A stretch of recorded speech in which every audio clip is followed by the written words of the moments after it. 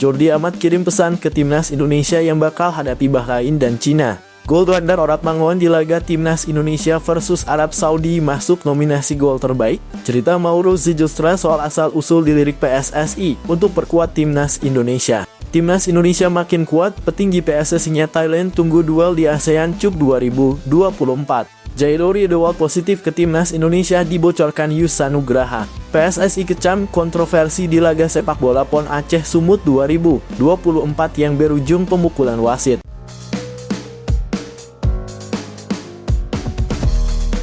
Halo football lovers, salam sehat sejahtera. Jangan lupa untuk subscribe channel kami ya, dan juga nyalakan notifikasinya agar dapat berita terbaru seputar timnas Indonesia. Terima kasih.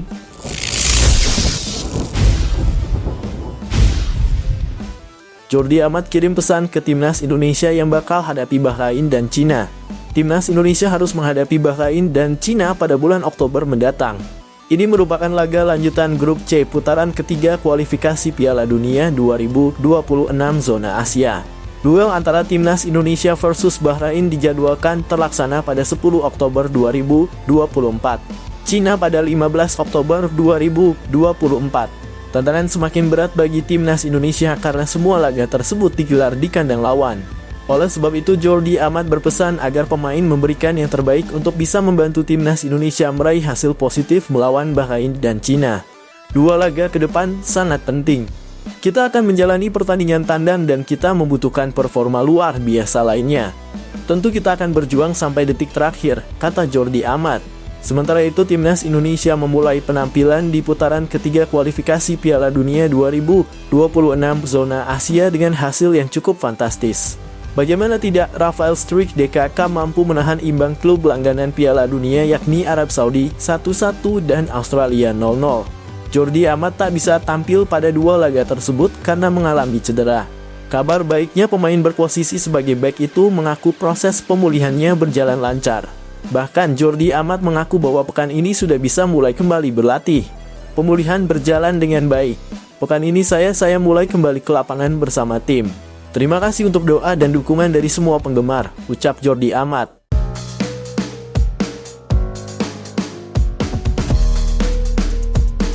Gol Radnar Orat Mangoan di laga timnas Indonesia versus Arab Saudi masuk nominasi gol terbaik, bersaing dengan Son Heung-min hingga Takumi Minamino.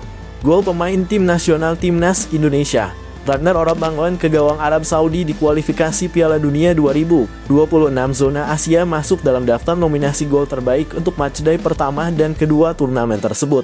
Radnar pun bersaing ketat dengan gol pemain top dunia, yakni Son Heung-min Korea Selatan dan Takumi Minamino Jepang. Ya, Orat Mangoan mencetak bau manis kala timnas Indonesia berhasil menahan Arab Saudi dengan skor 1-1 di matchday pertama grup C babak ketiga kualifikasi Piala Dunia 2026 zona Asia. Selain menjadi gol yang penting bagi skuad Garuda, proses golnya pun juga terbilang indah. Orat Mangoan melakukan aksi individu dengan melakukan penetrasi dari sisi kanan sebelum masuk ke kotak penalti. Setelah itu dia melesatkan tendangan kaki kirinya. Meski sempat mengenai tubuh Sandy Walsh, wasit meresmikan gol itu dicetak oleh Orat Mangoan. AFC pun memasukkan gol Orat Mangoan ke dalam daftar nominasi gol terbaik di matchday pertama dan kedua kualifikasi Piala Dunia 2026 zona Asia. Dalam artikelnya, AFC menyebut gol-gol yang terpilih tidak harus selalu indah, melainkan gol yang penting dan bersejarah seperti yang dicetak Orat Mangoan. Ada gol-gol khusus dan ada pula gol-gol bersejarah, tulis AFC dalam laman resminya Sabtu 14 September 2024.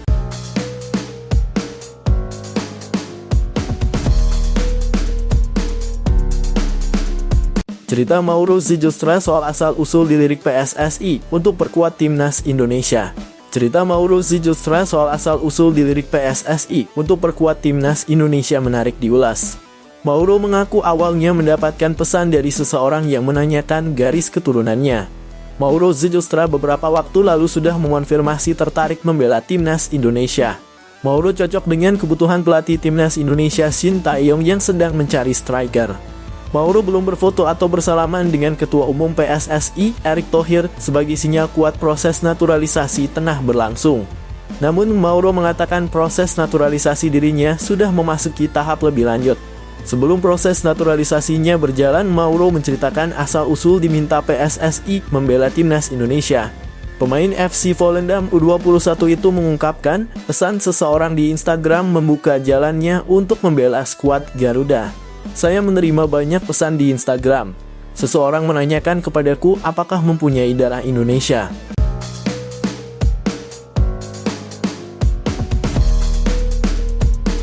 Timnas Indonesia makin kuat, petinggi PSSI-nya Thailand tunggu duel di ASEAN Cup 2024. Skuad Garuda sedang naik daun setelah performa apik mereka dalam beberapa laga terakhir, termasuk jadi satu-satunya wakil ASEAN di putaran ketiga kualifikasi Piala Dunia 2026 zona Asia. Dalam 2 pertandingan awal, Indonesia juga masuk belum terkalahkan saat berhadapan dengan Arab Saudi dan Australia. Mereka akan kembali bertugas bulan Oktober dan November di ajang tersebut sebelum turun di ASEAN Cup 2024 pada bulan Desember. Nuakan Lamsam menjelaskan cukup sulit untuk membawa skuad terbaik di ASEAN Cup nanti. Pasalnya agenda tersebut tidak masuk dalam kalender FIFA dan kompetisi terus berjalan. Klub harus rela melepas pemainnya demi bertugas di timnas.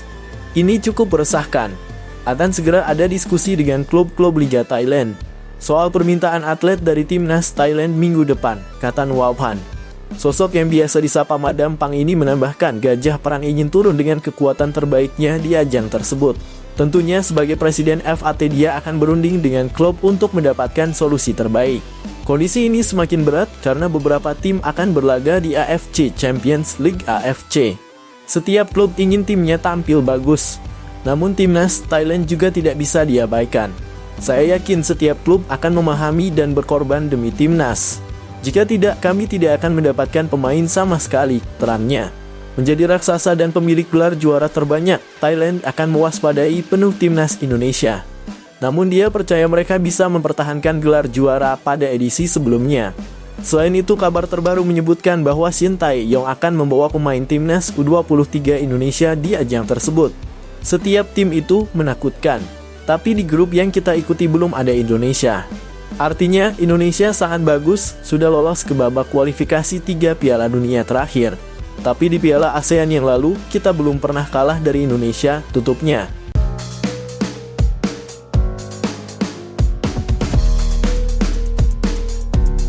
Bangganya petinggi Almere City bisa dapatkan Tom Haye. Haye akan melanjutkan karir di Liga Belanda bersama Almere dengan kontrak berdurasi 1 musim. Hal ini cukup jadi sorotan karena NAC Breda jadi tim yang diprediksi bisa mendapatkan jasa gelandang timnas Indonesia tersebut. Selain itu, tawaran dari Fortuna Sittard dan Oxford United juga sudah ditolak beberapa waktu lalu. Pemain kelahiran Amsterdam ini sebenarnya sempat menyatakan bahwa dia ingin bermain di luar Belanda. Namun belum ada tawaran yang menarik dan akhirnya dia memilih Almere. Johan Hasma menjelaskan Almere berusaha keras untuk memanfaatkan bursa transfer musim ini. Penjualan Stiger Sink FC Groningen dan Sarel Foranus PEC Zwolle cukup membuat mereka percaya diri untuk menambah kekuatan. Apalagi sektor gelandang memang mereka butuhkan ada nama baru. Setelah tenggat waktu transfer terlewati, kami lebih dulu mengikat Anas Tahiri. Hasilnya pengganti Resink sudah masuk. Tetapi kami masih mencari gelandang tambahan, kata Johan Hasma. Pemilihan gelandang berusia 29 tahun ini memang sudah direncanakan dengan matang. Mereka bahkan harus berebut dengan Breda yang hampir saja mendapatkan Haye di detik-detik akhir. Namun dengan adanya Haye diharapkan mereka bisa bermain lebih baik musim ini. Apalagi posisi Almere saat ini zona merah Liga Belanda dan diharapkan bisa segera bangkit. Dalam diri Tom, kami telah menemukan seseorang yang benar-benar memperkuat kami. Kami bisa bangga akan hal itu. Ini adalah langkah selanjutnya bagi kami sebagai klub. Mengumpulkan biaya transfer dan mampu menginvestasikannya dalam seleksi, tutupnya. Hadirnya ke Almere cukup mendatangkan dampak positif. Bahkan dilansir dari situs penyedia data Transfermarkt, Haye jadi pemain termahal dengan taksiran nilai pasar 52 miliar.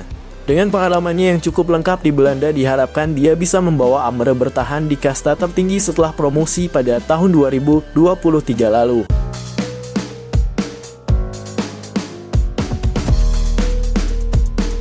Jairori Edewald positif ke timnas Indonesia dibocorkan Yusa Nugraha. Jairori Edewald positif ke timnas Indonesia. Hal itu dibocorkan oleh YouTuber Yusa Nugraha lewat video di kanal pribadinya. Nama Riedewald Santer diberitakan akan menjalani proses naturalisasi menjadi WNI. Pesepak bola berusia 28 tahun itu memiliki darah Indonesia dari orang tuanya. Kiprah Riedewald tidak sembarangan. Ia berhasil debut di tim utama Ajax Amsterdam pada usia remaja. Tak hanya itu, De Godenzonen dibawanya juara Liga Belanda 2013-2014. Selain itu, Riedewald pernah memperkuat Crystal Palace di Liga Inggris. Ia berkiprah di Stadion Selhurst Park pada kurun 2017 hingga 2024. Riwayat tersebut membuat nama Riedewald disebut layak untuk memperkuat timnas Indonesia. Sang pemain bahkan disebut sudah bersedia dinaturalisasi menjadi WNI. Beberapa hari yang lalu teman saya dari Belanda juga ada podcast. Daniel Laar, salah satu nama yang dia sebutkan potensial membela timnas Indonesia adalah Jairo Riedewald. Kata Yusa di kanal YouTube-nya. Dari situ, saya coba langsung tanya ke Dania, apakah itu benar? Lalu dia jawab, saya tahu kalau dia positif, imbuhnya. Namun, Yusa tidak membeberkan lebih lanjut percakapannya dengan Laar. Yang pasti sang akan menatakan proses untuk mengurus naturalisasi tengah berlangsung. Jika benar, maka kedatangan Riedewald akan menjadi kabar baik. Sebab, sang pemain dikenal serba bisa dan mampu diturunkan di beberapa posisi sekaligus. Selain sebagai gelandang, Riedewald juga cukup mahir diturunkan sebagai bek. Hal itu tentu menambah kekuatan timnas Indonesia.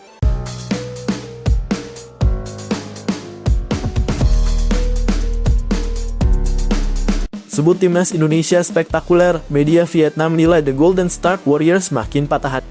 Tim Merah Putih menunjukkan perkembangan luar biasa dengan membuat beberapa kejutan. Setelah memastikan lolos ke putaran ketiga kualifikasi Piala Dunia 2026, timnas Indonesia serasa belum puas membuat kejutan. Tim asuhan Shin Tae-yong yang tak diunggulkan dalam putaran ketiga ini sukses membuat banyak media asing terkejut. Media Vietnam Soha membahas soal perjuangan timnas Indonesia di bawah pimpinan Shin Tae-yong hingga berhasil membuat skuad Garuda spektakuler. Ini dibahas melalui artikel yang menyoroti keberhasilan timnas Indonesia, sehingga membuat timnas Vietnam patah hati. Melihat lolosnya Indonesia secara spektakuler membuat tim Vietnam semakin patah hati, tulis media Vietnam Soha. Dalam artikel berjudul ini, Soha memang membahas soal perjuangan Shin Tae-yong yang saat pertama kali didatangkan ke Indonesia sebagai pelatih. Mantan pelatih timnas Korea Selatan itu dinilai kesulitan memimpin timnas Indonesia dalam 10 laga perdana mereka. Di bawah pimpinan Shin Tae-yong untuk pertama kali sempat kesulitan dan berkembang. Untuk itu, timnas Indonesia beberapa kali menelan kekalahan, setelah itu pandemi COVID-19. Saat situasi pandemi justru ini membuat Shin Tae-yong berhasil membangun timnas Indonesia dengan baik. Pelatih berusia 53 tahun tersebut membuat perubahan dan hasil semakin terlihat pada September 2021 lalu. Bahkan pada September 2021 itu, peringkat FIFA Timnas Indonesia meningkat dari 175 menjadi 165. Kemudian peningkatan itu terus terjadi hingga saat ini, bahkan J.Izes dan kawan-kawan diprediksi akan naik ranking FIFA-nya hingga ke 129 dunia. Situasi ini membuat media Vietnam menilai timnas Indonesia mengalami peningkatan pesat dan spektakuler. Mereka bahkan menyebut tim Merah Putih saat ini tengah berusaha menunjukkan bahwa mereka tim paling tangguh di Asia Tenggara. Hal ini bukan hanya karena skuad Garuda saat ini menjadi wakil satu-satunya dari Asia Tenggara di putaran ketiga saja. Namun tim asuhan Shin Tae-yong juga menunjukkan bahwa mereka bisa bersaing dengan tim-tim kuat yang menempati ranking ke-24 seperti Australia dan Arab Saudi di posisi ke-56. Jika dihitung sejak debutnya, pelatih Shin Tae-yong telah membantu tim Indonesia naik ke peringkat 44 peringkat FIFA hanya dalam waktu sekitar 3,5 tahun, tulis Soha. Saat ini Indonesia sedang menunjukkan bahwa mereka adalah tim paling tangguh di Asia Tenggara. Menurut Soha, saat timnas Indonesia tengah sibuk menunjukkan perkembangan bagus.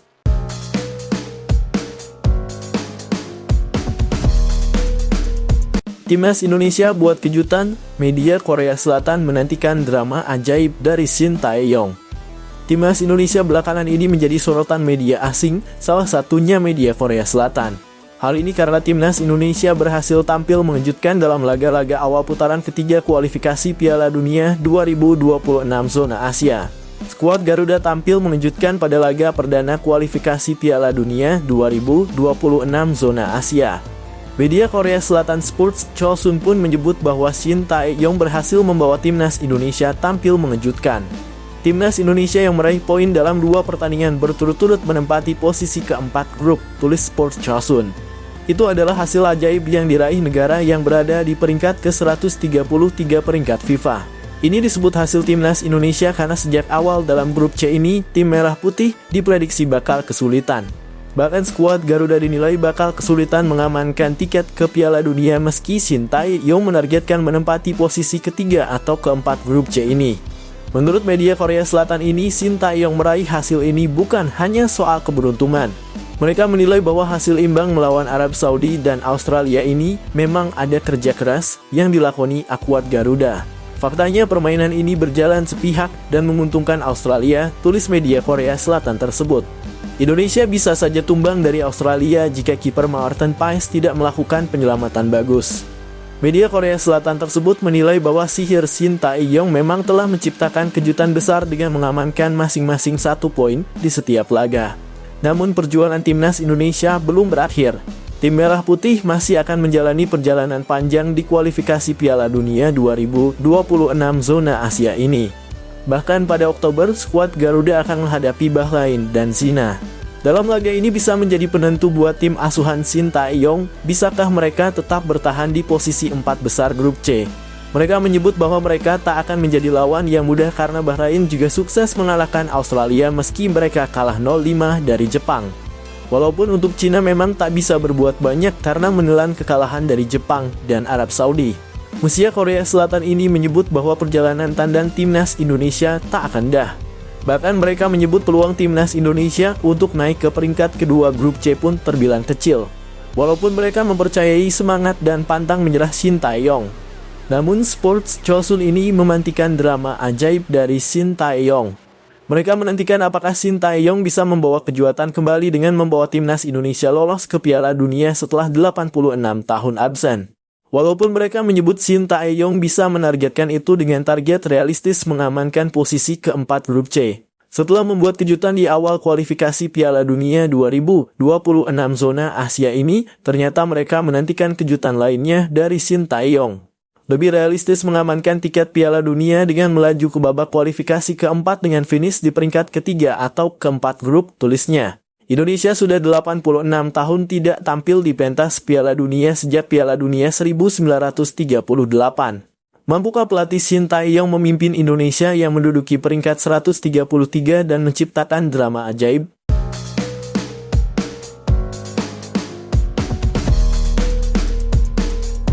Shin Tae-yong bahagia timnas Indonesia miliki penyerang tajam untuk hadapi Bahrain di kualifikasi Piala Dunia 2026.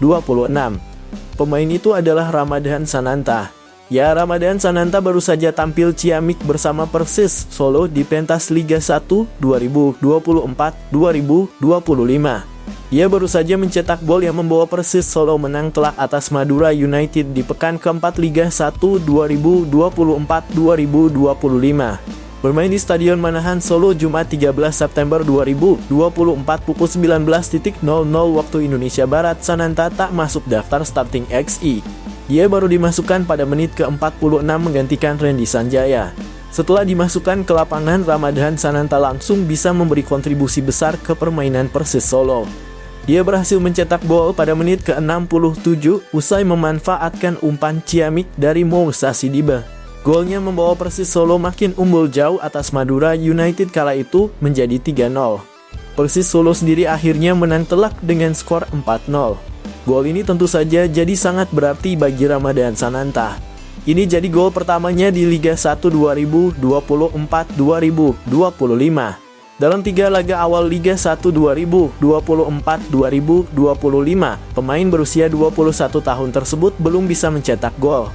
Ketajaman Ramadhan Sananta tentunya akan disambut gembira oleh sang pelatih timnas Indonesia, Shin Tae-yong. Sebab Sananta bisa jadi modal baik bagi timnas Indonesia untuk melakoni laga-laga penting ke depan. Terdekat, skuad Garuda akan melakoni 2 laga lanjutan grup C babak ketiga kualifikasi Piala Dunia 2026 zona Asia pada Oktober 2024. Laga itu mempertemukan timnas Indonesia melawan Bahrain pada 10 Oktober 2024 dan menghadapi Cina pada 15 Oktober 2024. Sebelumnya pada dua laga awal timnas Indonesia di grup C babak ketiga kualifikasi Piala Dunia 2026 zona Asia, Ramadan Sananta tak dimainkan sama sekali oleh Sintayong.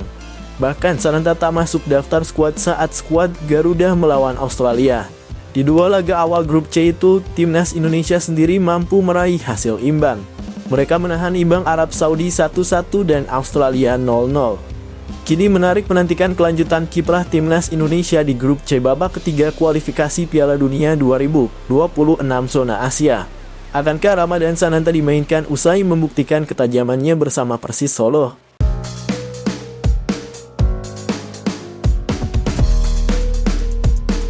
PSSI kecam kontroversi di laga sepak bola PON Aceh Sumut 2024 yang berujung pemukulan wasit. PSSI mengecam keras kontroversi di laga sepak bola PON Aceh Sumut 2024 yang berujung pemukulan wasit Eko Agus Sugiharto.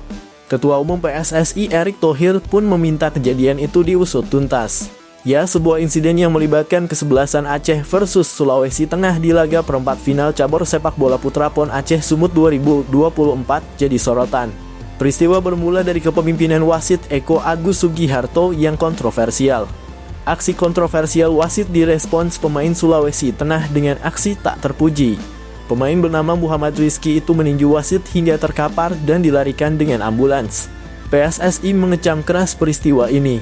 PSSI menegaskan sanksi terberat mengancam pemain dan wasit yang terlibat dalam peristiwa. Memalukan. Sangat memalukan.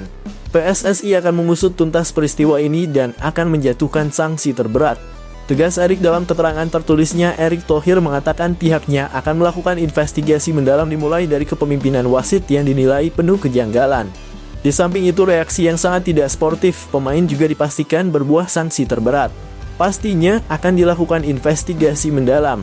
Indikasi pertandingan yang tidak fair menjadi materi serius yang ditelaah. Pun halnya reaksi pemain yang dipastikan berbuah sanksi yang sangat berat, kata Erick. Sanksi larangan seumur hidup pun mengancam wasit dan pihak-pihak lain jika terbukti mengatur hasil laga. Namun Erick menegaskan pula bahwa tak ada justifikasi bagi pemain untuk melakukan aksi pemukulan. Ini adalah tindakan kriminal yang punya konsekuensi hukum. Skandal soal keputusan wasit jadi hal lain yang juga punya konsekuensi hukum jika memang ternyata terindikasi diatur oleh oknum tertentu, ucap Erick. PSSI menilai peristiwa ini mencoreng kehormatan sepak bola Indonesia yang mulai menunjukkan titik cerah. Demi marwah dan tidak untuk mencegah peristiwa serupa tak terulang, Erick menjamin hukuman yang diberikan menjadi salah satu hukuman paling berat. Tidak ada toleransi bagi pihak yang telah dengan sengaja melanggar komitmen fair play. Sanksi bukan sekadar hukuman, melainkan statement dari sepak bola Indonesia yang tidak mentolerir sedikitpun praktik di luar fair play, kata Erick menegaskan. Laga Aceh versus Sulteng sendiri berakhir dengan kesuksesan Aceh menembus babak semifinal. Hal itu terjadi karena tim sepak bola putra Sulteng memutuskan mundur dari pertandingan sebelum berlanjut ke babak tambahan waktu usai skor 1-1 terus terjaga di waktu normal.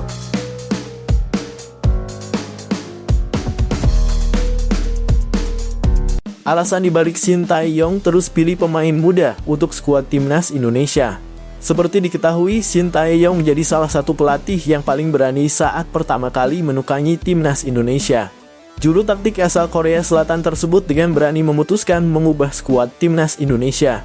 Tak tanggung-tanggung, Sintayong bahkan berani memotong generasi. Kebijakan potong generasi yang dilakukan Sintayong ini sempat membuat banyak pihak mengkritiknya. Akan tetapi mantan pelatih timnas Korea Selatan tersebut menutup telinga dan tetap berjalan dengan rencananya. Kebijakan yang diubah itu sekarang bisa membuat pecinta sepak bola Indonesia menikmati pertandingan dengan nyaman. Pasalnya pemain muda seperti Marlino Ferdinand, Hernando Ari, Rizky Ridho, hingga Hoki Caraka bisa menjadi andalan tim merah putih baik di tim senior maupun kelompok usia. Di hadapan FIFA, Sintayong menjelaskan soal keputusannya yang berani ini. Menurutnya langkah yang diambil itu memang ekstrem dan butuh keberanian. Namun pelatih berusia 53 tahun tersebut mengatakan bahwa ia memang memiliki tekad untuk bisa membawa timnas Indonesia lebih baik. Oleh karena itu perubahan itu dilakukan dengan mencari pemain yang memiliki tekad untuk bisa berubah lebih baik. Tentu saja perubahan yang dimaksud yakni soal mental dan fisik. Mengapa saya lebih banyak memanggil para pemain muda? Karena ada beberapa pemain sebelumnya yang tidak menunjukkan usaha untuk mengubah mental dan fisik, ujar Sintayong. Akhirnya ada keputusan untuk mengganti generasi, ucapnya. Jadi pastinya saya berusaha mengubah mental dan fisik para pemain muda itu dan mereka pun mengikuti instruksi dengan baik. Mantan pelatih Seongnam Ilhwa Chunma tersebut mengatakan bahwa setelah kebijakan itu dilakukan, para pemain muda yang dipercaya ini berhasil menunjukkan perubahan yang bagus. Bahkan mereka juga mengikuti instruksi tim pelatih dengan baik. Dengan percaya diri, Shin Tae-yong bahkan bisa memastikan bahwa keberhasilan timnas Indonesia melaju ke kualifikasi Piala Dunia 2026 zona Asia ini juga tak lepas dari kebijakannya tersebut. Ia menilai keputusan berani itu membuat para pemain semakin berkembang. Bahkan sampai saat ini, Shin mengaku terus menantang para pemain untuk bisa berkembang lebih baik lagi. Apalagi mereka merupakan pemain muda yang masih memiliki peluang untuk berkembang. Mereka terus saya tantang untuk menjalankan apa yang saya perintahkan, mereka mematuhi itu dan mengikuti filosofi yang saya terapkan, kata Shin Tae-yong. Dengan begitu ya mereka berkembang jadi lebih baik sehingga ini juga faktor mengapa kami bisa lolos sampai ke putaran ketiga kualifikasi Piala Dunia, jelasnya. Selain menerapkan kebijakan potong generasi, Shin Tae-yong juga menekankan agar para pemain ini memiliki sikap yang baik. Menurutnya sebagai pemain, selain memiliki talenta yang bagus, sikap yang baik juga bisa mempengaruhi pemain untuk bisa lebih berkembang. Oleh karena itu, sikap ini pun dipegang teguh oleh juru taktik asal negeri ginseng tersebut. Bahkan beberapa waktu lalu ia mengakui bahwa sudah ada 10 pemain timnas Indonesia yang dicoret karena berbohong. Hal ini karena ia tak menyukai apabila ada pemain yang berbohong dan hal ini pun dipegang teguh hingga jadi penentu dalam pemanggilan pemain. Sebagai pelatih pastinya melihat teknik atau keterampilan dasar para pemain, juga fisik, tutur Shin. Tapi yang pasti dan utama adalah sikap para pemain. Apakah pemain tersebut rela mengorbankan dirinya atau mau bekerja keras untuk tim? Itu aspek pertama yang saya lihat sebelum pindah ke aspek fisik dan lain-lain, pungkasnya.